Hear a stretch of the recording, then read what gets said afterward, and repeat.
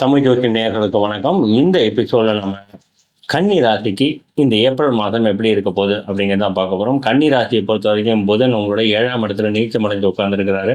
7ஆம் இடத்துல பார்த்தீங்கன்னா சுக்கிரன் வலுத்து உட்காந்துருக்காரு, உச்சமடைஞ்சு உட்காந்துருக்கிறாரு. அதுக்கப்புறம் பார்த்தீங்கன்னா சூரியன் இருக்கிறாரு, அப்புறம் சனி இருக்கிறாரு, ராகு இருக்கிறாரு. இந்த 5 கிரகங்கள் 7ஆம் இடத்துல இருக்குங்க. அப்புறம் உங்களோட 9ஆம் இடம் சொல்லக்கூடிய பாக்கியஸ்தானத்தில் குரு உட்காந்துருக்கிறாரு. உங்களோட 10ஆம் இடத்துல செவ்வாய் மாத ஆரம்பத்தில் உட்காந்துருக்காரு. உங்கள் ராசியிலே கேது உட்காந்துருக்கிறாருங்க. இதுதாங்க இந்த மாதத்தோட கிரக அமைப்புங்க. ஸோ இப்போ இந்த மாதத்தை பொறுத்த வரைக்கும் உங்களோட ராசிநாதன் சொல்லக்கூடிய புதன் உங்களை 7ஆம் இடத்துல நீச்சமடைஞ்சு உட்கார்ந்துருக்காருங்க. நீச்சமடைஞ்சாலும் நீச்ச பங்க ராஜயோகம் வாங்கியிருக்கிறாருங்க. ஜென்மத்திலேயே கேது உட்கார்ந்துருக்கிறாருங்க. ஸோ இப்போ இந்த அமைப்பு எப்படி இருக்குன்னா, நிறைய குழப்பங்கள் உங்களுக்கு கொடுத்துட்டு இருக்கும். மனசுல எக்கச்சக்கமான சிந்தனைகள் ஒன்று பின்னாடி ஏதாவது ஒன்று யோசனை பண்ணிக்கிட்டே இருப்பீங்க. இது எப்படி பண்ணலாமா, அதை எப்படி பண்ணலாமா, அதை இங்கே பரட்டி போடலாமா, இதை எப்படி பரட்டி போடலாமா, இது இருந்தால் என்ன ஆகும், அது இருந்தால் என்ன ஆகும்னு ஒரே மாதிரியான போட்டு உங்கள் மனசுல போட்டு நிறைய எண்ண ஓட்டங்கள் ஓடிக்கிட்டே இருக்குங்க. அதாவது நிம்மதியாக ஒரு இடத்துல உங்களால் ஒரே விஷயத்தை ஃபோக்கஸ் பண்ணி இருக்க முடியாது. ஏதாவது ஒரு திங்கிங் இருந்துகிட்டே இருக்கும். புதன் நீச்சமடைஞ்சு 7ஆம் இடத்துல போய் அமைஞ்சிருக்கிறாரு. அப்படிங்கும்போது கண்டிப்பாக பார்த்தீங்கன்னா உங்களோட மனைவி சம்மந்தப்பட்ட, கணவர் சம்மந்தப்பட்ட, நண்பர் சம்மந்தப்பட்ட விஷயங்களாக இல்லை பிஸ்னஸ் பார்ட்னர் சம்மந்தப்பட்ட விஷயங்கள்ல ஏதாவது குழப்பங்கள் இருக்கிறதுக்கான வாய்ப்புகள் உண்டுங்க. அது சம்மந்தமான என்ன சிந்தனை ஓட்டங்கள் உங்களுக்கு இருந்துகிட்டே இருக்குங்க. 2ஆம் இடம் தன குடும்ப வாக்குஸ்தானவங்க, அதாவது வருமானம், அப்புறம் உங்களோட குடும்ப அமைப்பு ப்ளஸ் நீங்கள் பேசக்கூடிய வார்த்தைகள், இதுக்கு அதிபதியான சுக்கிரன் உங்களுடைய 7ஆம் இடத்துல வலுத்து உட்கார்ந்திருந்தாலும் வக்கரம் அடைஞ்சு உட்கார்ந்துருக்காங்க. ஏப்ரல் 12ஆம் தேதி வரைக்கும் வக்கரமாக தான் இருக்கிறாருங்க. ஸோ அவரால் அந்த வலுத்தத்துக்கான பவர் அவரால் பண்ண இயலாதுங்க. அவர் ஏப்ரல் 13ஆம் தேதியிலேருந்து வக்கர நிவர்த்தி அடைகிறாருங்க.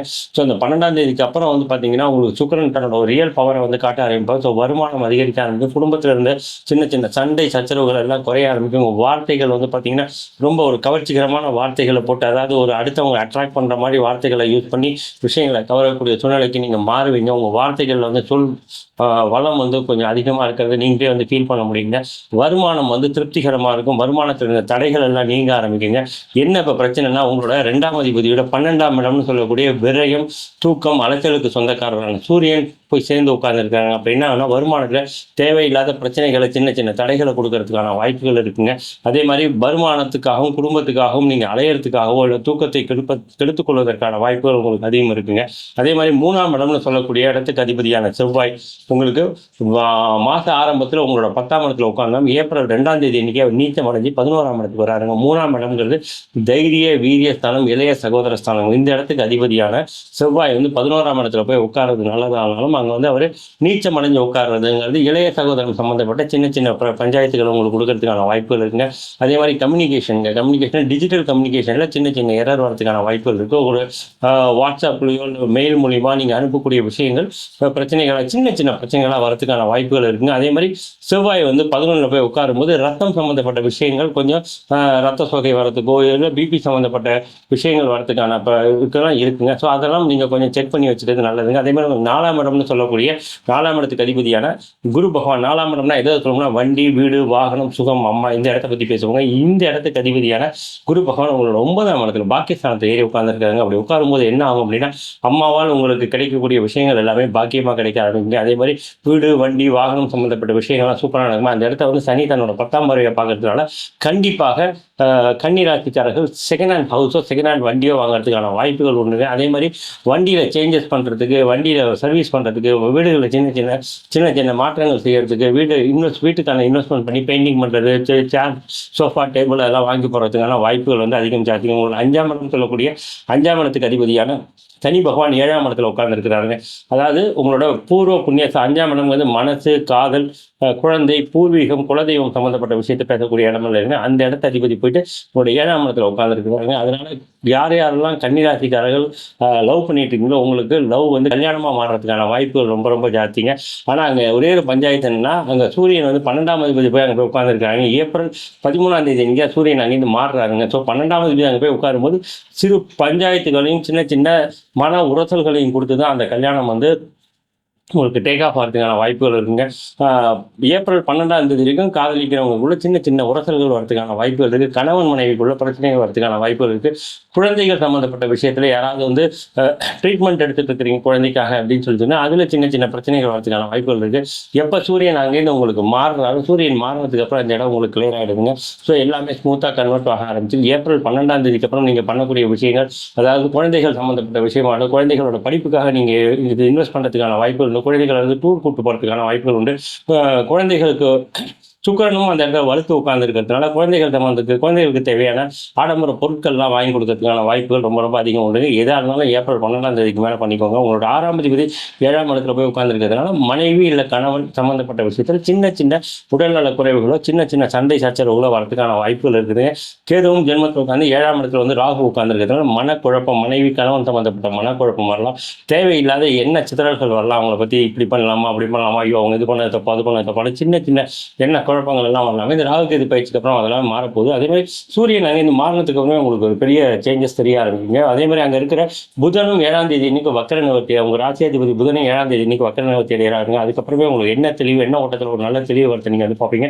6ஆம் அதிபதி போய் 7ஆம் இடத்துல போய் உட்காந்துருக்கிறதுனால மனைவி கணவன் சம்பந்தப்பட்ட விஷயத்தில் தேவையில்லாத எண்ண ஓட்டங்களை கொஞ்சம் தவிர்த்துக்கிறது நல்லதுங்க. அதுவும் இந்த ஏப்ரல் 12ஆம் தேதி வரைக்கும் 12க்கு அப்புறம் சூரியன் மாறினதுக்கு அப்புறம் அதுவுமே ஒரு தெளிவு கிடைச்சிருங்க.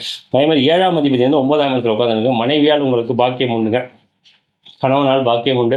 பிஸ்னஸ் பார்ட்னர்ஸால் உங்களுக்கு நல்ல விஷயம் நடக்கிறதுக்கான வாய்ப்புகள். ஒரே ஒரு பிரச்சனை என்னன்னா 7ஆம் இடத்துல வந்து சனி 6ஆம் அதிபதி சனி 7ஆம் இடத்துல போய் உட்காரும்போது புதுசாக வரக்கூடிய நட்புகள் வந்து ஒரு நல்ல நட்பாக இருக்கிறதுங்கிறது கொஞ்சம் சேலஞ்சான ஒரு விஷயங்க. தேவையில்லாத நட்புகள் வரதுக்கான வாய்ப்புகள், புதுசாக வரக்கூடிய நட்பு வட்டாரங்களும் கொஞ்சம் கேர்ஃபுல்லாக இருக்க வேண்டியது அவசியங்க. அதே மாதிரி பிஸ்னஸ் பார்ட்னர்ஸ் உள்ள சின்ன சின்ன மிஸ் அண்டர்ஸ்டாண்டிங் வரதுக்கெல்லாம் வாய்ப்புகள் ரொம்ப ரொம்ப ஜாஸ்திங்க. ஸோ அதனால் வரக்கூடிய பிஸ்னஸ் பார்ட்னர்ஸாக இருந்தாலும் சரி, முன்னாடி இருக்கக்கூடிய பிஸ்னஸ் பார்ட்னர்ஸாக இருந்தாலும் சின்ன சின்ன பிரச்சனைகள் வந்தாலே அந்த பிரச்சனைகளை கிளியர் பண்ணிக்கிட்டு அந்த இடத்துலேருந்து அடுத்த ஸ்டெப்புக்கு நீங்கள் மூவ் பண்ணுறதுங்கிறது ஒரு சாதுரியமான விஷயங்க. அதே மாதிரி கணவன் மனைவிக்குள்ளே தேவையில்லாத பிரச்சனைகள் வரதுக்கான வாய்ப்புகள் இருக்குங்கிறதுனால விட்டு கொடுத்து போகிறதும் வார்த்தைகளை தெளிவாக யூஸ் பண்ணுறது ரொம்ப ரொம்ப முக்கியம். ஏன்னா 7ஆம் இடத்துல சனி உட்காரும்போது அங்கேருந்து நேர உங்களோட ராசியை அவங்க பார்க்குறாங்கிறதால என்ன குழப்பங்களை ஜாஸ்தி பண்ணுவாங்க. தேவையில்லாத பிரச்சனைகளை கணவன் மனைவிக்குள்ள உருவாக்குறதுக்கான வாய்ப்புகள் இருக்குங்கிறதால வார்த்தைகளை தெளிவாக பேசுறதும் நிறைய விட்டு கொடுத்து போவதற்கு பழகிக்கிறதுக்கும் உங்களுக்கு வந்து ஒரு நல்ல சரியான காலகட்டம். விட்டு கொடுத்து போனீங்க அப்படின்னா இந்த 2.5 வருஷம் ஒருத்தர் புரிஞ்சுக்கிறதுக்கான வாய்ப்புகள் அதிகம் வரைக்கும் ரொம்ப தெளிவாக கரெக்டாக ஜட்ஜ் பண்ணி மூவ் பண்ணுறதுக்கான பழக்கத்தை இந்த இப்போலேருந்து நீங்கள் அதை ஸ்டார்ட் பண்ணி வச்சுக்கிறது நல்லது. இது 2.5 வருஷத்துக்கு போக போக உங்களுக்கு பெரிய ஒரு சப்போர்ட்டாக இருக்கிறவங்கிறது என்னோட கருத்துங்க. அதே மாதிரி உங்களோட 8ஆம் இடம்னு சொல்லக்கூடிய மேஷத்தை சேர்ந்த செவ்வாயினம் உங்களோட 11ஆம் இடத்துல நீச்சமடைகிற 8ஆம் அதிபதி 11 நீச்சமடையும் போது என்ன ஆகும் அப்படின்னா உங்களுக்கு மூத்த சகோதரர் சம்மந்தப்பட்ட தேவையில்லாத பிரச்சனைகள் வர்றதுக்கு, அவங்களோட சின்ன மனக்கசப்பு போகிறதுக்கான வாய்ப்புகள் உண்டுங்க. ஸோ அதனால மூத்த சகோதரன் சம்மந்தப்பட்ட விஷயத்தை கொஞ்சம் கேர்ஃபுல்லாக இருக்கணுங்க. அதே மாதிரி உங்களோட 9ஆம் அதிபதியும் 7ஆம் அதிபதியும் பரிவர்த்தனை பண்ணிட்டு இருக்கிறாங்க. அதனால வந்து நல்ல ஒரு விஷயம். அதாவது மனைவியால் உங்களுக்கு பாக்கியம் வரதுக்கோ கணவனால் பாக்கியம் வரதுக்கான வாய்ப்புகள் ரொம்ப ரொம்ப ஜாஸ்திங்க. 9ஆம் இடத்தை தனி 3ஆம் முறையாக பார்க்கறதுனால தந்தைக்கு சிறு சிறு உடல்நல உபாதைகள் வரதுக்கோ தந்தையோட சின்ன சின்ன கருத்து வேறுபாடுகள் வரதுக்கான வாய்ப்புகள் எல்லாம் உண்டு. ஸோ அந்த இடம் கொஞ்சம் அப்பா சம்மந்தப்பட்ட விஷயம் கொஞ்சம் கேர்ஃபுல்லாக இருக்குங்க. அதே மாதிரி 10ஆம் அதிபதி வந்து நீச்சமடைஞ்சு நீச்சபங்க ராஜயோகம் வாங்கியிருந்தாலும் வக்கரம் அடைஞ்சிருக்கிறதுனால அவர் ரொம்ப பவர்ஃபுல்லாக இருக்குது. 7ஆம் தேதிக்கு அப்புறம் வக்கர நிவர்த்தி அடைகிறாருங்க. ஸோ உங்களுக்கு வேலையில் ஒரு தெளிவு வரும். வேலையில் மாற்றம் பண்ணலாமா, வேலையை வந்து அடுத்த அவருக்கு எடுத்துகிட்டு போகலாமா, புது வேலையை பண்ணலாமா, இந்த மாதிரியான பிஸ்னஸ் பண்ணலாமா, அப்படி பண்ணலாமா, எண்ண ஓட்டங்கள் நிறையா இருக்கும். அந்த எண்ண ஓட்டங்கள் எல்லாமே சூரியன் மாறினதுக்கு அப்புறம் ஒரு தெளிவு கிடைக்கும்.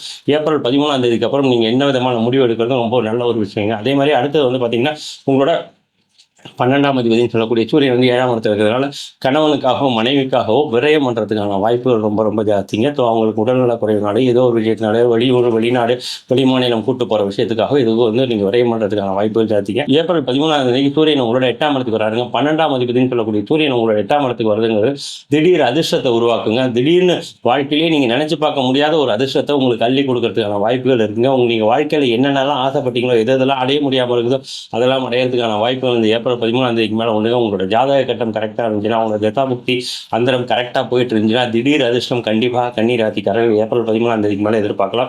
நீங்கள் வாழ்க்கையில் ஆசைப்பட்ட விஷயத்தை அடையிறதுக்கான வாய்ப்புகள் ஒன்றுங்க. உங்களோட ஜாதகத்தை கீழே இருக்கிற நம்பரை கான்டாக்ட் பண்ணி அந்த டீட்டெயில்ஸ் எல்லாம் நீங்கள் கொடுத்தீங்கன்னா உங்களுக்கு என்ன மாதிரியான தசாபுக்தி போயிட்டு இருக்கு, எந்த கோயிலுக்கு போனீங்கன்னா உங்களை அதிர்ஷ்டத்தை ஆக்டிவேட் பண்ணுறதுக்கான வாய்ப்புகள் உண்டு, எந்தெந்த கோயிலுக்கு போனீங்கன்னா வரக்கூடிய பிரச்சனைகளை எப்படி எல்லாம் சாதுரியமாக நீங்கள் வந்து கடந்து வெளியில் வரலாங்கிற விஷயத்தை நான் சொல்கிறதுக்கு ரெடியாக இருக்கிறேங்க. சப்போஸ் எங்கிட்ட பார்க்கறதுக்கு விருப்பம் இல்லைன்னா கூட உங்களோட உங்களோட நியரஸ்ட் அஸ்ட்ராலஜர்கிட்டயோ உங்களோட குடும்ப அஸ்ட்ராலஜர்கிட்டயோ காட்டி இந்த தெளிவான விஷயங்களை நீங்கள் எடுத்துக்கலாங்க. மெயினாக இன்னொரு விஷயம் என்னன்னா, 4ஆம் இடத்துக்கு சொந்தக்காரன குரு வந்து 9ஆம் இடத்துல இருக்கிறாருங்க. ஸோ குழந்தைகள் படிப்பு சம்மந்தப்பட்ட விஷயத்துக்கு வந்து பார்த்தீங்கன்னா 9ஆம் பாக்கியமாக வருங்க.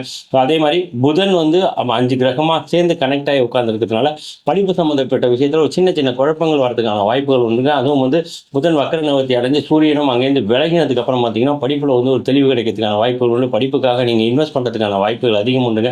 வெளிநாடு சென்று போய் படிக்கிறதோ வெளியூர் வெளிமாநிலம் சென்று போய் படிக்கிறதுக்கான வாய்ப்புகள் எல்லாம் உண்டுங்க. இந்த படிப்பு சம்மந்த விஷயத்தில் கொஞ்சம் குழப்பம் இருக்குங்கிற காரணத்தினால ஒரு கரெக்டான உங்கள் அப்பா கிட்டேயோ ஒரு அம்மா கிட்டேயோ அந்த துறை சார்ந்த நபர்கள்கிட்டயோ நீங்கள் வந்து ஒரு நல்ல ஒரு கைடன்ஸ் நீங்கள் எடுத்துக்கிறதுங்கிறது ரொம்ப ஒரு சூப்பரான ஒரு விஷயங்க. உங்களுக்கு கண்டகசனி ஸ்டார்ட் ஆகி போயிட்டு இருக்கு அப்படிங்கிற காரணத்தினால கணவன் மனைவிக்குள்ள பிஸ்னஸ் பார்ட்னர் இவங்களுக்குள்ளெல்லாம் சின்ன சின்ன பிரச்சனைகள் வரதுக்கான வாய்ப்புகள் வந்து உங்கள் ஜாதகத்தை கரெக்டாக செக் பண்ணி சரியான கோயிலுக்கு போய் அதுக்கான பரிகாரம் நீங்கள் பண்ணிக்கிட்டீங்கன்னா இந்த பிரச்சனையிலேருந்து வெளியில் வரலாமுங்க. நம்ம சேனலை வந்து ஃபாலோ பண்ணிக்கோங்க. நிறைய விஷயங்கள் நம்ம வந்து அப்டேட் பண்ணிக்கிட்டே இருக்கோம். கண்டிப்பாக அது கன்னிராசிக்கு யூஸ்ஃபுல்லாக இருக்கும். வாழ்த்துக்கள். நன்றி.